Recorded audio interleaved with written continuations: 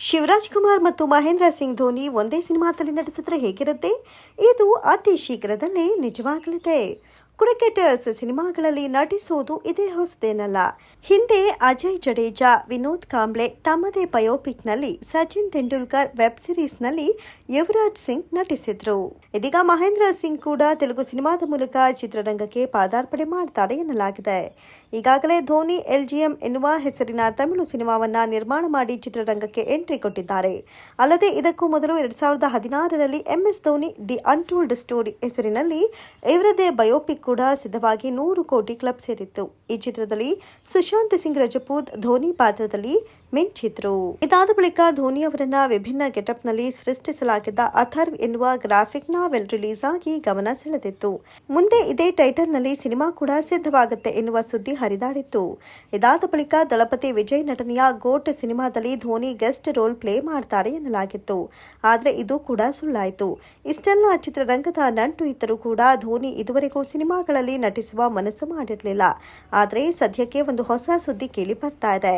ರಾಮ್ ಚರಣ್ ಮತ್ತು ಶಿವರಾಜ್ ಕುಮಾರ್ ನಟಿಸ್ತಾ ಇರುವ ಸಿನಿಮಾದಲ್ಲಿ ಧೋನಿ ರಾಮ್ ಚರಣ್ಗೆ ಕೋಚ್ ಆಗಿ ಕಾಣಿಸಿಕೊಳ್ತಾರೆ ಎನ್ನುವ ಮಾತುಗಳು ಸಹ ಕೇಳಿ ಬರ್ತಾ ಇವೆ. ಒಂದು ವೇಳೆ MS ಧೋನಿ ರಾಮ್ ಚರಣ್ ಅವರ R16 ಸಿನಿಮಾದಲ್ಲಿ ನಟಿಸೋದು ಕನ್ಫರ್ಮ್ ಆದ್ರೆ ಇದೇ ಚಿತ್ರದಲ್ಲಿ ವಿಶೇಷ ಪಾತ್ರ ಮಾಡ್ತಾ ಇರುವ ಶಿವಣ್ಣ ಮತ್ತು ಧೋನಿ ಒಟ್ಟಿಗೆ ಸ್ಕ್ರೀನ್ ಶೇರ್ ಮಾಡೋ ಸಾಧ್ಯತೆ ಕೂಡ ಇದೆ.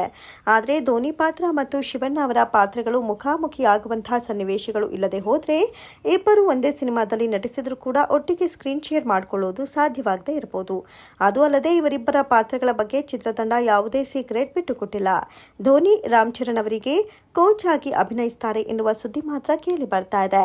ಇನ್ನು ಶಿವರಾಜ್ ಕುಮಾರ್ ಅವರ ಲುಕ್ ಟೆಸ್ಟ್ ನಡೆದಿದ್ದು ಅವರ ಲುಕ್ ಮಾತ್ರ ರಿವೀಲ್ ಆಗಿಲ್ಲ. ಆದ್ರೆ ಶಿವಣ್ಣ ಈಗಾಗಲೇ ಈ ಚಿತ್ರದ ಶೂಟಿಂಗ್ ನಲ್ಲಿ ಭಾಗಿಯಾಗಿದ್ದಾರೆ. ಧೋನಿ ಕಡೆಯಿಂದ ಈ ಸಿನಿಮಾದ ಬಗ್ಗೆ ಯಾವುದೇ ಮಾಹಿತಿ ಹೊರಬಂದಿಲ್ಲ.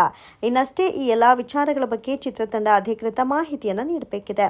ಮಾರ್ಚ್ 5ರಂದು RC16 ತಂಡ ವಿಡಿಯೋವೊಂದನ್ನು ಅನಾವರಣಗೊಳಿಸುವ ಮೂಲಕ ಕನ್ನಡದ ಖ್ಯಾತ ನಟ ಶಿವರಾಜ್ ಕುಮಾರ್ ಅವರು ತಮ್ಮ ತಂಡ ಸೇರಿದ್ದಾರೆಂದು ಅಧಿಕೃತವಾಗಿ ಘೋಷಿಸಿದರು. ಪ್ರತಿಷ್ಠಿತ ರಾಷ್ಟ್ರೀಯ ಚಲನಚಿತ್ರ ಪ್ರಶಸ್ತಿ ವಿಜೇತ ನಿರ್ದೇಶಕ ಬುಚ್ಚಿ ಬಾಬು ಸನಾ ನಿರ್ದೇಶನದ ಈ ಚಿತ್ರದಲ್ಲಿ ಶಿವಣ್ಣ ಪ್ರಮುಖ ಪಾತ್ರ ವಹಿಸ್ತಾ ಇದ್ದು ಇತ್ತೀಚೆಗಷ್ಟೇ ಲುಕ್ ಟೆಸ್ಟ್ಗೆ ಒಳಗಾಗಿದ್ರು. ಲುಕ್ ಟೆಸ್ಟ್ ವಿಡಿಯೋ ಬಿಡುಗಡೆ ಮಾಡಿದ ಚಿತ್ರತಂಡ ಶಿವರಾಜ್ ಕುಮಾರ್ ಅವರು ಚಿತ್ರದಲ್ಲಿ ಪ್ರಮುಖ ಪಾತ್ರ ವಹಿಸ್ತಾ ಇದ್ದು ಶೀಘ್ರದಲ್ಲೇ ಚಿತ್ರೀಕರಣದಲ್ಲಿ ಭಾಗಿಯಾಗಲಿದ್ದಾರೆ ಅಂತ ತಿಳಿಸಿದ್ರು. ಅದರಂತೆ ಶಿವರಾಜ್ ಕುಮಾರ್ ಹೈದರಾಬಾದ್ ತಲುಪಿದ್ದಾರೆ.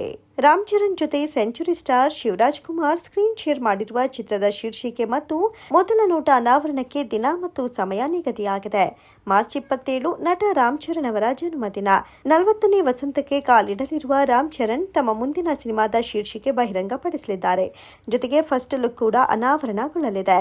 RC16 ಶೀರ್ಷಿಕೆ ಮತ್ತು ಮೊದಲ ನೋಟ ಇದೇ ಮಾರ್ಚ್ನಲ್ಲಿ ಅನಾವರಣಗೊಳ್ಳಲಿದೆ. ಆ ದಿನ ಈ ಚಿತ್ರದ ಇನ್ನಷ್ಟು ಅಪ್ಡೇಟ್ಗಳು ಹೊರಬರುವ ಸಾಧ್ಯತೆ ಕೂಡ ಇದೆ.